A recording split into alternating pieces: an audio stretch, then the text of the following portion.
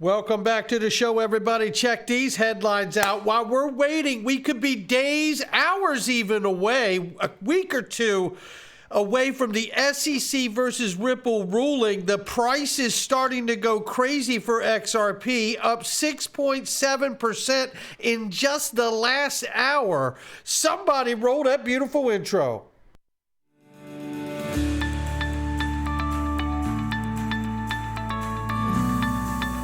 Digital Perspectives with Brad Kimes. Come on in.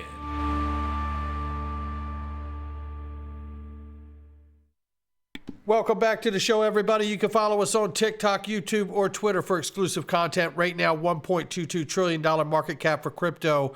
Good afternoon. The market is off by 0.2%, but you know what? XRP is jumping. We'll get to it. Bitcoin right now, 28,100 plus, 16.8% on the 7-day, 0.9% on the 24-hour. It's important to watch these delineations of time frame. Ethereum, 1,800 plus. It's up 0.5% in the last hour, 2.6 in the 24-hour, 8.2 on the 7-day. XRP right now, 42 cents plus, 0.4256 is where we're at. The last hour has seen a 6.7% increase in price, an 11.2 on the 24-hour, 13.7 on the 7-day. What is going on, ladies and gentlemen? That's what we want to know. And I have to wonder, is it anticipation of this? Hopefully before the end of the month, and now we're coming up to the second to last week in March. So the feeling is that we might get something either this week or early next week. So that's definitely something to watch. Hopefully before the That is something to watch, and shout out to Eleanor Tarrant for that and Cowboy Crypto for sharing it. Discussing a summary judgment ruling here. It's any day is what we're looking at here, and you have to wonder if the price is being affected because of that looming ruling and decision we're waiting on. Speaking of waiting on and looming decision, did you get your ticket to XRP Las Vegas yet? Because I'm telling you right now, it is going to sell out, ladies and gentlemen. 45 days and counting, and I'm telling you, there is no doubt about it, this is going to sell out. There are less than 100 tickets left, and you better get yours if you're going to get it, because I can tell you right now, it is absolutely selling much stronger than we ever thought it would, and we're very happy about it. Get your opportunity, get your general admission ticket for Saturday at the very least, or join the DPMG group and get a free ticket for Friday. I'm telling you, this is a great opportunity. Question and answer.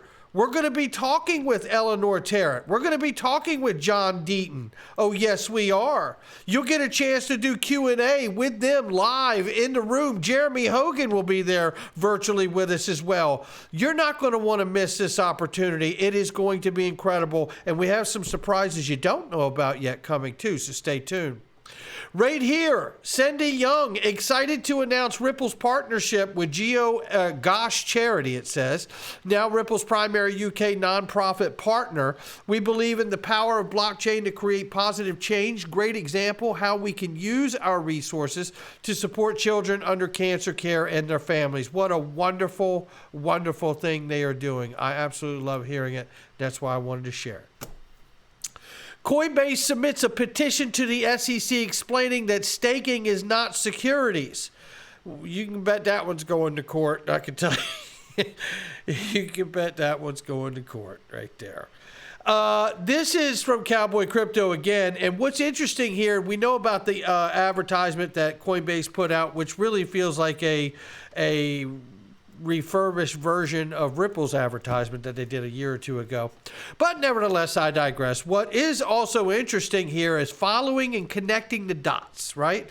Is that Coinbase partnered with Cross River Bank. So now Circle USD is also with Cross River Bank.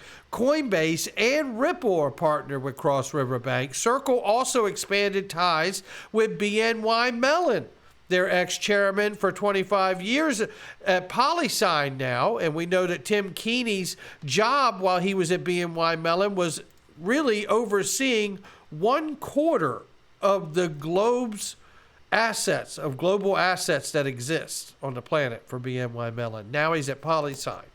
So I'll let you do the math on that one. And that's the kind of math that doesn't have letters in it at my house. And I say this, because I believe USDC is really poised to become the new U.S. digital dollar for the United States. And if it's true, then the U.S. is actually not behind, but they're actually light years ahead, but they've been doing it right in front of our eyes. And I'll tell you, there is a good reason that all of these are connected with Cross River Bank here for automated settlement. I do believe that maybe we're seeing the early framework put together for digital assets all the way around here. Think about it, Coinbase and Exchange, right? PolySign custody, Cross River the bank. I mean, you're starting to see the degrees of separation you need to have here. It's pretty interesting. Meanwhile, stablecoin giant Circle Internet is planning to locate its European headquarters in Paris. If you remember, Circle launched a Euro stablecoin as well, and now they find themselves looking for a headquarters in France for just such a thing. And while all of that's happening, we can't forget the geopolitical side of this, the central bank side of this, what's going on around the planet while all of this is happening. This is not mutually exclusive to what is going on with the monetary system, the printing of money, the central banks. Christine Lagarde is going to confirm that right now as she explains to you that they have to start dabbling in CBDCs in order to remain relevant. I have said this for years, and now the president for the European Central Bank says it to us all. Where do we stand? We central bankers, we have been operating as a monetary anchor in relation to the commercial banks and the private money. If we are not in that game, if we are not involved in experimenting, in innovating in terms of digital central bank money, we risk losing the role of anchor that we have played for many, many decades. She calls it an anchor. I call it relevance, power, control. But she likes to refer to it as an anchor, because it's an anchor for us, she's saying. And we have historical examples of period where the central bank monetary anchor was not there, and that precipitated crisis after crisis. That certainly was the case at the time of the free banking in the 19th century. Do we want to go back to those days? Probably. Oh, no fear, right? Do we want to go back to those days? Well, I don't know, Christine. What's so different about those days to these days? Is that we have a cyclical effect that every 10 to 12 years, the economy gets crashed anyway. So the only difference is that you're doing it with your money instead of us watching it happen with private money. Probably not. I would say certainly not from our vantage point, as a result of which we have to respond to the demand for those digital payments in order to maintain the role of anchor that we have been playing regularly. And there you have it right there. I'm telling you, she's telling you, and then in order to remain relevant with the way the payments are moving in the digital realm, it's all happening in front of us. For some of us, not fast enough. But I tell you right here, we get more information about payment messaging and the standardization of the entire industry for payment messaging. That's right. We're talking about ISO 20022 migration for Target 2 is currently operating normally. However, the data from yesterday has not been uploaded yet in the data warehouse, DWH. The Euro system is taking all measure necessary to upload the data into DWH as soon as possible. And that's from Europe's side. Payments Canada introduces ISO 20022 messages to high-value payments in Canada with links released to, quote, ISO 20022 will support the introduction of new financial products and services for consumers and businesses across Canada. Now, that is really exciting to me because it's a phase-in. They've made it clear that it's a phase-in operation, just like everything we've seen to date. And honestly, what we're really seeing here is the doorway open for standardization. That standardization, that uniformity, is going to open the door for the ability not only to have deeper data collection in those messages, and rich, deep data collection in those messages. But it also will open the door for them to be able to introduce the coding and the value proposition that goes along with the message using digital assets as well. And that is going to be exciting to watch as we move through what Swift calls a coexisting phase with the old payment rails and messaging system. This here is a reminder of just how big all of this is with digital payments, ladies and gentlemen. This is like, don't lose the macro for all of us. This isn't about crypto. This is about tokenizing the world and moving to a new digital age where we can move value the way we move emails. Understanding that the BRICS coalition is in fact 3.2 billion people out of the entire population of the world. The G7, however, is just but 777 million.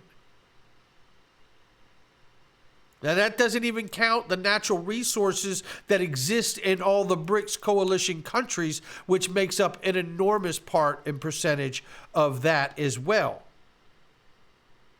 I want to play for you now this clip here with Andy Schectman talking to Robert Kiyosaki here about a world reserve currency status being on the line for the U.S. dollar and understanding what BRICS coalition is trying to do with the strength of its population and numbers by coming together as a coalition and adding to that coalition. We know Saudi Arabia has said that they have a $15 billion MOU, which is a memorandum of understanding. If you understand what an MOU is, it means we are entering an agreement worth $15 billion, and if you do what you say you do and I do what I say I do, we're going to get in bed together and do business, and that means joining BRICS.